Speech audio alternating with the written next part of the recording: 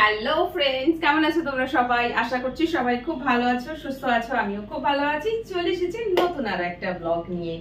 এখন কিছুদিন ধরেই আমার বাড়িতে টুকটাক কিছু না কিছু কাজ চলছে। সেটা হচ্ছে কিছু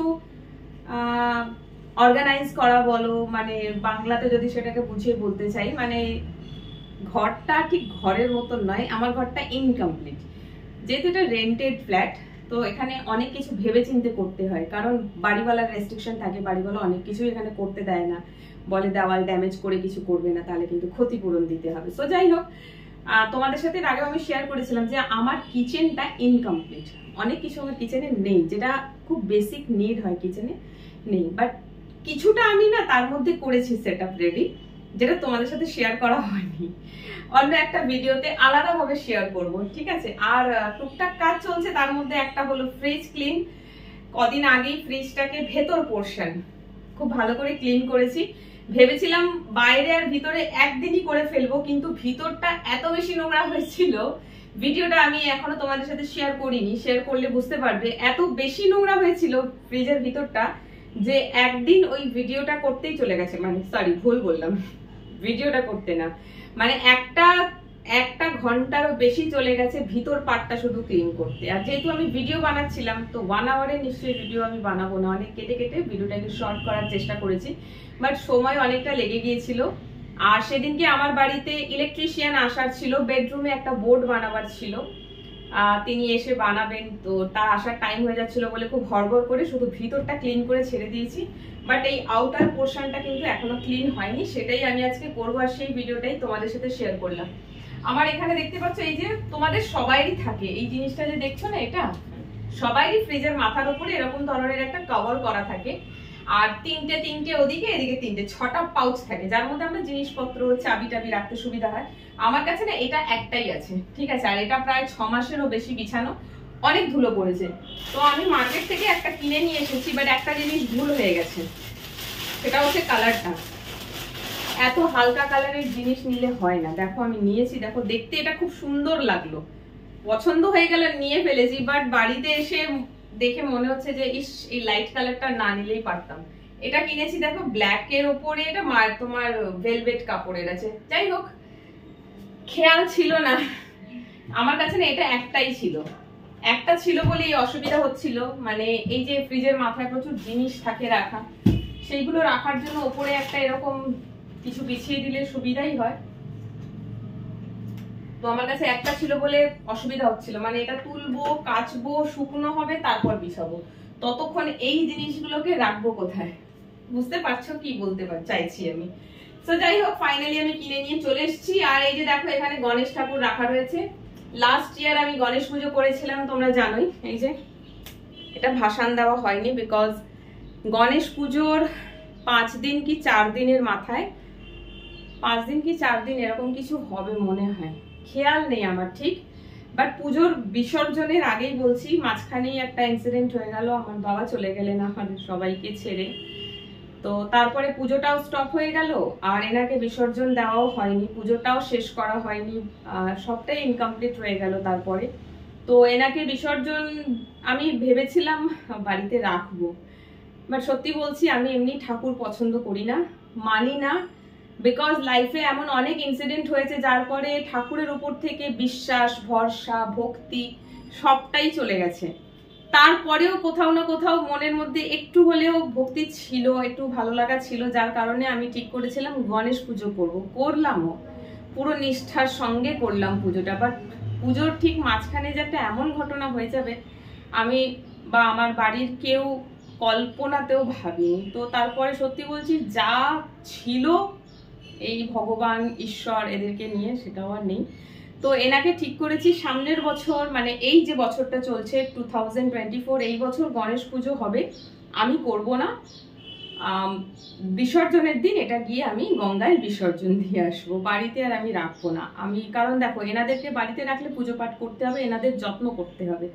তো আমি যেহেতু সেটা পারি না করতে, বা আমার ইচ্ছেও হয় না পুজো করতে, তো এনাদেরকে বাড়িতে রেখে লাভ নেই। খুব শখ করে ঠাকুরটা কিনেছিলাম, দেখো সুন্দর না? শুধু দেখতেই সুন্দর, আর কিছু না। তো যাই হোক, যতদিন আছেন আমার কাছে, তারপর আমাকে এটা বিসর্জন করে দিতে হবে। খুব মানে এত মন দিয়ে পুজোটা করেছিলাম, এরকম একটা আসনও কিনে নিয়ে এসেছিলাম ঠাকুরকে বসাবো বলে। তো এগুলো সবই কাচতে বের করতে হবে, নোংরা হয়ে গেছে। চলো। আর এই যে এখানে পাউচগুলো দেখতে পাচ্ছ তো, এই যে পাউচগুলো না, এই পাউচগুলোর ভিতরে মানে জায়গা থাকলে যা হয় আর কি, আমরা এটা সেটা ওটা ভরে ভরে ভরে ভরে রেখে দিই, দিয়ে ব্যাগটা যায় ভরে। এই দেখো না কত জিনিস বেরোচ্ছে এখানটা, যা পেরেছি সব এখানে ঢুকিয়ে দিয়েছি, এক গাদা জিনিস বেরোচ্ছে। এই যে এমনকি শ্রীলেদার্স এর ব্যাগটাও ছাড়িনি, এটাকেও রাখা। আর এদিকেও রয়েছে এই যে কিচেনের আইটেম সব।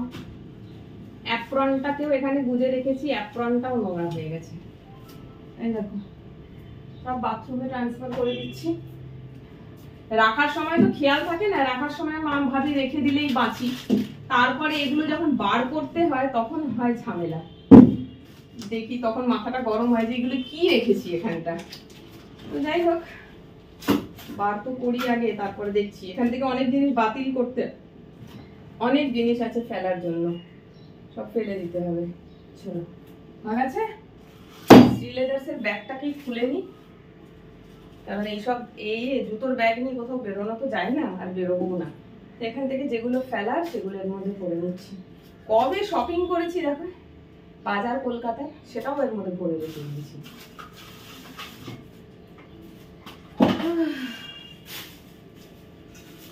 চলো।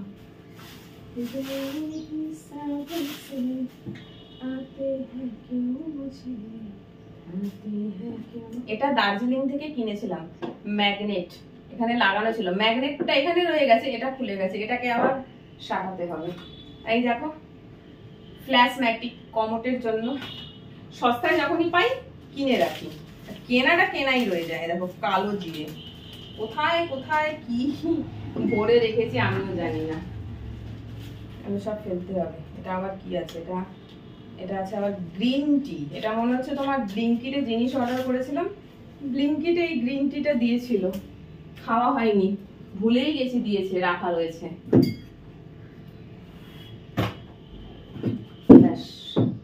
জিনিসগুলো সরানোটাই হচ্ছে বড় কাজ। সরিয়ে দিলাম, এবার এটাকে মুড়ে মারে তুলে সোজা বাথরুমে ধুতে বার করে দিলাম। এবারে ফ্রিজটাকে একটুখানি ঝেড়ে দিই, সব থেকে বড় কাজ। জল দিয়ে মুছবো না, জলটা নিয়েছিলাম বাট জল দিয়ে মুছবো না, এটা কলিন দিয়ে মুছবো। খুব বেশি নোংরাও যে আমার ফ্রিজটা হয়ে আছে তাও নয়, ধুলোটা খালি পড়েছে ব্যাস। চলো complete. And now Colin spray করব। পুরোটা করার পর কেমন লাগছে খালি দেখে বলো, ঠিক আছে? এগুলো কলিন দিয়েই পরিষ্কার করতে হয়। আর আমি আর কি বলবো, তোমরা তো জানোই সবার বাড়িতেই ফ্রিজ আছে, তাই না? এইসব কাজগুলো অনেক দিন দিয়ে পেন্ডিং ছিল, বাট আর পেন্ডিং রাখলে হবে না, এবারে করতে হবে। আমাকে কিন্তু আর দেখা যাচ্ছে না,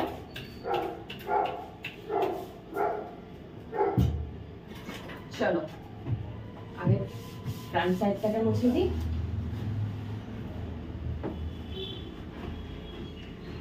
অফিস থেকে তাড়াতাড়ি করে বাড়ি ফিরে এই সব কাজ করছি, এই জন্যই তো এগুলো এত এত নোংরা হয়। রোজই ভাবি আজ থাক কাল করবো, রোজই ভাবি আজ থাক কাল করবো, বাট আমার ওই কালটা না আর আসে না, রোজটা ওটা ওরকমই থেকে যায়। কাল কাল করতে করতে একদিনও আর করা হয় না। আর এই হ্যান্ডেল ফ্যান্ডেল গুলো খুব নোংরা হয়েছে। দাঁড়াও চুলটাকে বাঁধি, চুল খুলে কাজ করতে এসছে, কি মাথা। প্রচুর কাজ করাচ্ছি কিছুদিন দিয়ে বাড়িতে, কিছুই তোমাদের সাথে শেয়ার করিনি, কারণ জানো, কারণ ভিডিওই বানাইনি সেগুলোর, খালি কাজগুলোই করাচ্ছি। ভিডিও বানালে তোমাদের সাথে সেটা শেয়ার করতে ইজি হয়, নইলে আলাদা করে আর সেটা শেয়ার করা হয়ে ওঠে না।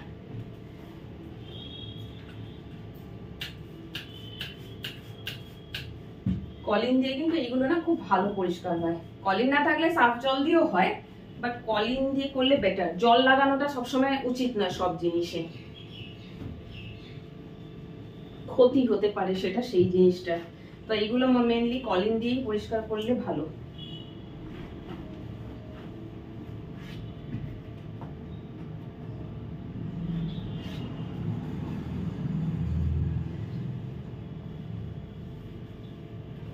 হলো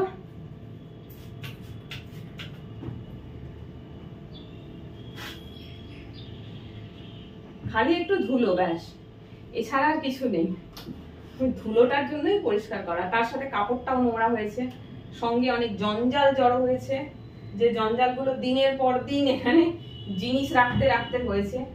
ফাঁকা জায়গায় নোংরাটা কম পড়ে, দেখবে তোমরাও, যেখানে জিনিস রাখবে সেখানে নোংরা উঠছে এরকম বেশি। চকচক করছে ফ্রিজটা একদম। ওকে চলো এবার ওই পাশটা করবো। এবার এই দিকটা কলিং তো দিয়েছি, বাট কলিংটা শুকিয়ে গেছে, অল্প স্প্রে করেছিলাম, একটু বেশি করে দিলে ভালো হয়, তাই জন্য আবার স্প্রে করে দিলাম।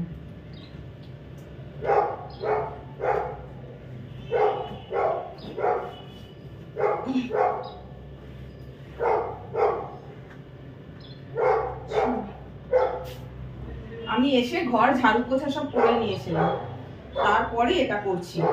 এখানে আবার ধুলো হয়েছে, ঘরটা আবার একবার মুছতে হবে, এই সরি আর একবার ঘরটা ঝাড়ু দিতে হবে।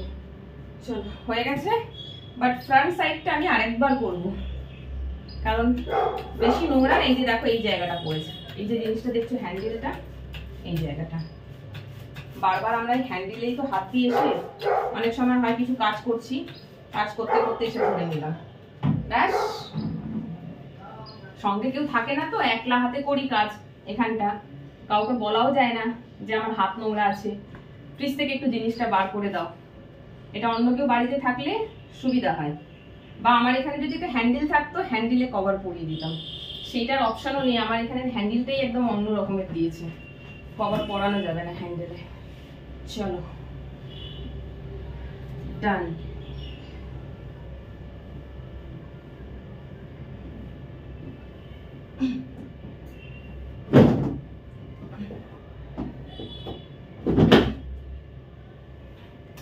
আজকে ফ্রিজটা খুব ভালো মতন করে ক্লিন হলো, কবে দিয়ে করব করব করব করতে করতে আজকে ফাইনালি হলো, ডান। শুকিয়েও গেছে সঙ্গে সঙ্গে। এবারে আমি কভারটা বিছিয়ে দেবো। এবারে দেখো কিচেনের মানে সরি সব উল্টো পাল্টা বলছি, ফ্রিজের এই টপ পার্টটা কি করে গোছায়। এই যে এটা কভারটা সবসময় একটা দেওয়া উচিত, দিলে দুটো সুবিধা, টপ পোর্শনে যখন জিনিস রাখছো সেটা ডাইরেক্ট ফ্রিজের মাথায় থাকছে না, অনেক সময় অনেক জিনিস এমন রাখি যেটা পড়ে যায়, তো সেটা কভারের উপর পড়লো, সেফ রইলো জায়গাটা। আর তার সাথে আরেকটা জিনিস হচ্ছে ফ্রিজটা অনেক, ফ্রিজের মাথার উপরে অনেকে ফ্রিজ তোমার গাড়ির চাবি অনেক কিছু রেখে দেয়, ঠিক আছে। তো ফ্রিজ যদি কারোর এমন থাকে যে বাড়িতে ঢুকেই কিচেন পড়ছে বা হল পড়ছে যেখানে ফ্রিজ রাখা রয়েছে, ফ্রিজের মাথার উপরে এইরকম একটা ব্যাগ টাইপের কভার আমার হিসেবে বলে রাখা উচিত। তাহলে এই যে গাড়ির চাবি ফাবি ফ্রিজের উপরে ভিড় করতে হয় না, ফ্রিজের মাথার উপরে ওটা একটু ভালো করে গুছিয়ে এই সাইডে তিনটে, এদিকে তিনটে খাপ আছে, ওদিকে তিনটে খাপ পাউচ মতন করা আছে, রাখা যায়, ওটা আরো বেটার। তো এনাকেও একটু মুছে টুছে দিলাম, কারণ সেই সেপ্টেম্বরের পর থেকে এনাকে কিচ্ছু করিনি, এমনিই ছিল। তো এখন আপাতত এনাকে এইভাবে আমি রাখছি। এনার নিচে যে আসনটা ছিল সেই আসনটা ধুতে পাঠিয়েছি, ওটা পরিষ্কার হলে কাল বিছাবো। আচ্ছা এইবারে হচ্ছে আসল জিনিসগুলো। এই যে ফ্ল্যাশ ম্যাটিক গুলো দেখতে পাচ্ছ, এই যে এগুলো কিচেনে কমোটে ফ্ল্যাশের ওই জায়গাটাতে চলে যায় যেখানে জল ভরা থাকে, তো এগুলো আমি একটুখানি এখানে গুছিয়ে রেখে দিচ্ছি, যখন দরকার পড়বে। যখন দরকার পড়বে না, এখন একটা দেবো, শেষ হয়ে গেছে, খেয়াল ছিল না দেওয়ার কথা। তোমরা হয়তো জানো এটা আমি ব্লিঙ্কিট থেকে কিনি, 95 রুপিস দাম নেয়, জাস্ট এরকম থাকে জিনিসটা। দেখো এই যে এটা নিয়ে গিয়ে ওই ফ্ল্যাশের ওই জায়গাটায়, প্লাস্টিকটা খুলবে না, এমনি দিয়ে রেখে দেবে, ব্যাস কাজ হয়ে যাবে। যখনই ফ্ল্যাশ করবে ব্লু কালারের বেরোবে, আর এটা রয়েছে তোমার ওই ব্লু কালারের জল হয়,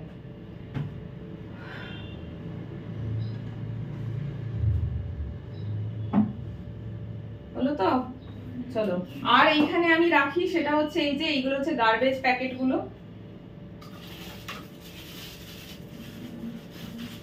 গার্বেজ প্যাকেট গুলো এই সাইডে রাখি, কারণ নোংরা ফেলার সময় এগুলোকে আমাকে খুঁজে বেড়াতে হয়।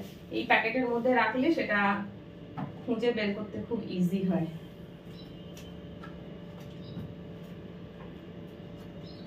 আর এর মধ্যে রাখি দেশলাই, ওকে, বাটার,